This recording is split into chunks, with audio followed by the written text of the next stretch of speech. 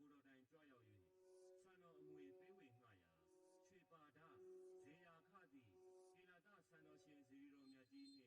သုဝနာဘူမိဆန်တော်ရှင်မြတ်ဖျားစုစုအားကျေးဇူးတော်ရှင်ကြက်ထီးဆောင်ဆရာတော်ဖျားကြီး၏ဆိုဆုံးမတရားနှင့်အညီမန္တလေးသိန်းစော်မှဥမြော်ကြည်ညိုရေးသားတည်ဆို၍အဇဒာအနုပညာမှပူဇော်တင်ဆက်